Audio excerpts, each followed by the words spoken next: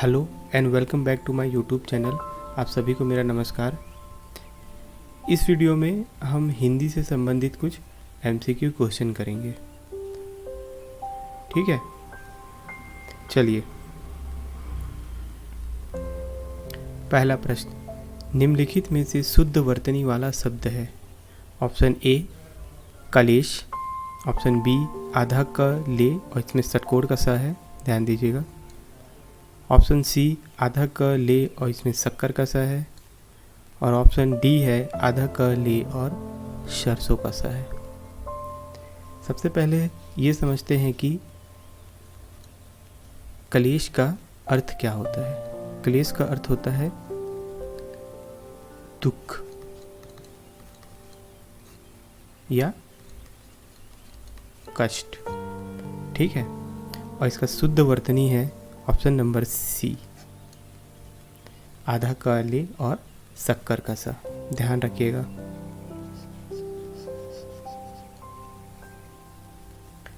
अगला प्रश्न, तरंग शब्द का पर्यायवाची है? तरंग, तरंग का अर्थ होता है लहर। जो समुद्र में हम लहर देखते हैं ना, उसे ही तरंग कहा जाता है। चलिए, ऑप्शन ए है पुष्कर। पुष्कर का अर्थ होता है झील, या हम इसे पोखर कह सकते हैं। पानी जहाँ पानी इकट्ठा रहता है। जलधि, जलधि का अर्थ होता है समुद्र, और जलद, जलद का अर्थ होता है बादल। ठीक है, जलधि का अर्थ होता है समुद्र, जलधि का अर्थ होता है समुद्र, और जलद का अर्थ होता है बादल। ठीक है, ये याद रखिएगा। कुल, कुल का अर्थ होता है तट या किनारा। तट या किनारा को क्या कहा जाता है? कुल।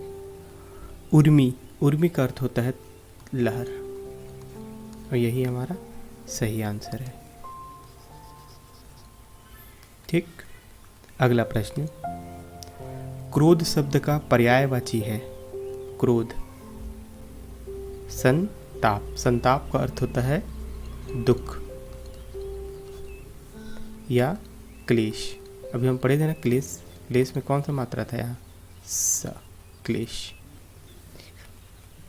अमरस्य, अमरस्य का अर्थ होता है क्रोध, और यही हमारा आंसर है, ऑप्शन नंबर बी, अमरस्य। अमरस्य का अर्थ होता है क्रोध। अब इसमें और क्या क्या दिया है देख लेते हैं। वैमनस्य, वैमनस्य मतलब मन में मतभेद। वैमनस्य, मन में मतभेद, मतभेद। भित्ति यानी होता है डर, भित्ति का अर्थ होता है डर। ठीक है, अगला प्रश्न, चंद्रहास का पर्यायवाची? चंद्रहास, चंद्रहास यानी होता है तलवार, और तलवार का पर्यायवाची है इसमें चांदी नहीं है, पक्षी नहीं है, मनमथ। मनमथ का अर्थ है कामदेव, और डी करवाल का अर्थ होता है तलवार। तो हमारा क्या हो जाएगा answer? Answer D, Karwal. Chandrahas यानी कि करवाल। अगला प्रश्न, अगला प्रश्न है, निम्नलिखित शब्दों में किसकी वर्तनी शुद्ध है? शुद्ध वर्तनी देखना है। संन्यास, शन आधा न यास, ये सही है, यही हमारा आंसर है। संन्यास सही लिखा है। प्रत्युपकार, छोटा ऊ होगा। ठीक है, प्रत्युपकार में छोटा ऊ होगा। दुरावस्था, दुर्वस्था होता है, दुरावस्था नहीं होता। दुर्वस्था, दुर्वस्था होता है। कैलाश, कैलाश का षटकोण का सा नहीं होता। कैलाश दो तरीके से लिख सकते हैं। पहला है कैलाश, दूसरा है कैलाश। ठीक, ये तत्सम शब्द है जिसमें शक्कर का सा है, और ये तद्भव है। अक्षर का अनेकार्थी शब्द कौन सा नहीं है? अक्षर, अक्षर। देखिए, क्षर का अर्थ होता है समाप्त हो जाना, अक्षर का अर्थ क्या होगा? जो समाप्त ना हो। ऑप्शन क्या क्या दिया है? धर्म, ब्रह्म, अंक, मोक्ष।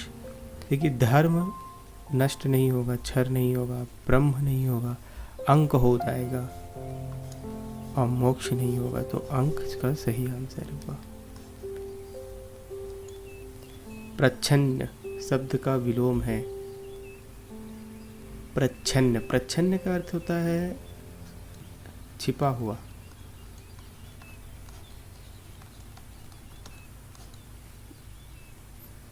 ठीक, इसका विलोम क्या होगा? प्रत्यक्ष, प्रतिपन्न, अप्रतिबद्ध या गौण। देखिए, ये दोनों ऑप्शन तो अलग हो गए। प्रतिबद्ध और गौण नहीं हो सकता है छिपा हुआ का विलोम। ठीक, दो ऑप्शन है, प्रत्यक्ष और प्रतिपन्न। प्रत्यक्ष का जो विलोम होता है वह होता है अप्रत्यक्ष। भाव सेम दे रहा है प्रत्यक्ष, लेकिन ये इसका विलोम होता है। ठीक है ना, लेकिन ये इसका विलोम होता है। प्रच्छन्न का जो विलोम होगा वो होगा प्रतिपन्न, यानी कि सामने दिख रहा है, प्रतिपन्न, जिसे एहसास किया जा सके, उसे कहेंगे प्रतिपन्न। बहुत बढ़िया, ठीक है, प्रतिपन्न। अगला प्रश्न देखते हैं। तीन लोक से मथुरा न्यारी का अर्थ है? ए, मथुरा सबसे श्रेष्ठ तीर्थ है। बी, मथुरा नगर विशिष्ट है। सी, सबसे श्रेष्ठ व सुंदर। डी, सबसे निराला। तो तीन लोक से मथुरा न्यारी का अर्थ हो जाएगा सबसे निराला, डी ऑप्शन। अपनी करनी पार उतरनी लोकोक्ति का सही अर्थ है? स्वयं के प्रयास से सफलता मिलती है। अपने कर्मों का फल भोगना। अपने साधन से ही नदी पार करनी चाहिए। अपने हित का करना। अपने हित का करना तो गलत है। अपनी करनी पार उतरनी मतलब स्वयं के प्रयास से सफलता मिलती है, ये सही है, ऑप्शन है, ऑप्शन नंबर ए। ठीक है,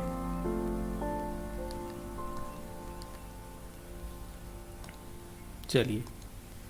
शक्तिशाली, दयालु, शांत, धीर और योद्धा नायक के लिए एक शब्द है। शक्तिशाली, दयालु, शांत, धीर और योद्धा नायक के लिए एक शब्द है। एक शब्द क्या होगा? धीरोदात्त, option number C, option number C, धीरोदात्त इसका सही आंसर है।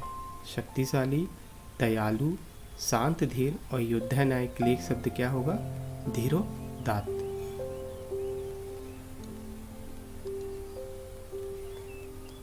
निम्नलिखित में से अशुद्ध वर्तनी वाला शब्द है? पहला है उद्घोष, अशुद्ध बताना है हमें ना। उद्घोष, उद्घोष ये सही है। एकता ये सही लिखा है। तात्कालिक, तात्कालिक, तात्कालिक सही है। उपरयुक्त, उपरयुक्त ऐसे लिखते हैं। ठीक है, अगला प्रश्न। खाद्य सामग्री जो यात्रा के समय रास्ते में भोग के लिए दी जाती है, जो भोग के लिए दी जाती है उसे क्या कहेंगे? स्वल्पाहार तो नाश्ता को कहते हैं। पथ्य यानी कि पाथेय और उपहार, उपहार तो गिफ्ट होता है, ये तो नहीं होगा। पथ्य और पाथेय, पथ्य होता है जो मरीज को दिया जाता है, मरीज,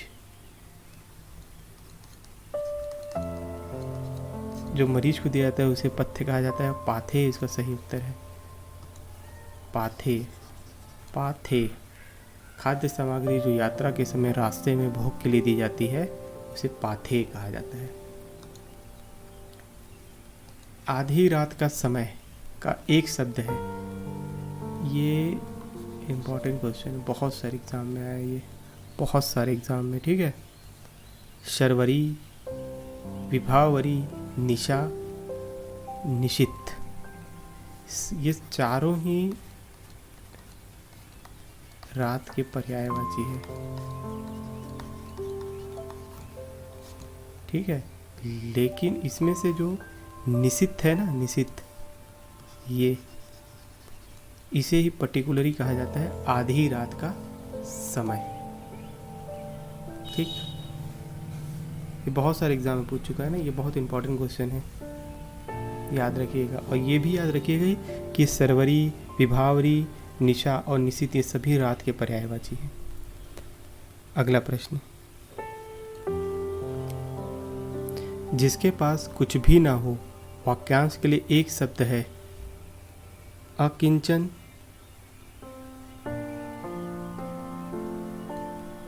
आकुंचन, किंचित, अलभ्य। इसका सही उत्तर हो जाएगा अकिंचन, जिसके पास कुछ भी ना हो, अकिंचन, निर्धन। अगला प्रश्न, निम्नलिखित में से कौन सा शब्द मुद्री का तत्सम शब्द है। मुद्री, मुद्री का अर्थ होता है अंगूठी और इसका तत्सम शब्द है मुद्रिका।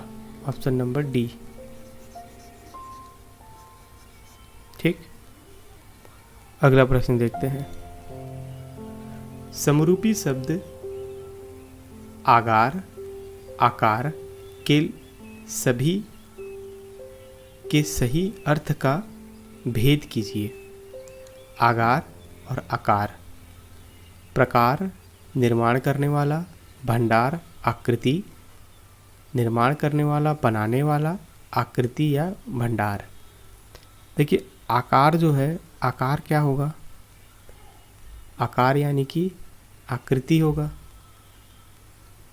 और आगार से हम निकाल सकते हैं यहाँ पास से भंडार, ठीक है, आगार।